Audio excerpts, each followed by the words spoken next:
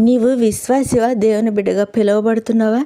లోకంలో ఎంతోమంది అన్యులు కోపంతో నీ పనికి ఆటంకాన్ని కలిగిస్తారు.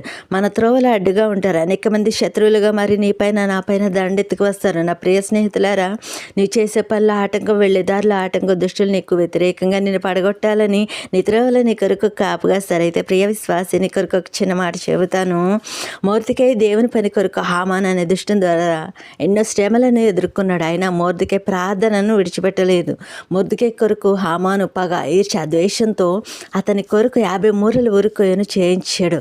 హామాను మొర్దెకై కొరకు చేయించిన 50 మూరల ఉరికొయ్య మీద హామానునే ఉరి తీశారు. శత్రువులు నేను తరుముతున్నారని భయపడుతున్నావా? నా ప్రియనేస్తమా, ఒక్కసారి ఎస్తేరు గ్రంథం మొత్తం చదువు, నీ జీవితాన్నే మార్చేస్తుంది.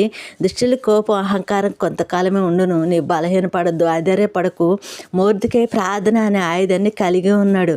హామాను స్థానంలో మంత్రిగా నియమింపబడ్డాడు. ఒక మంచి బహుమానాన్ని పొందుకున్నాడు. మొర్దెకై వలె ప్రార్థన అనే ఆయుధాన్ని కలిగి ఉండు.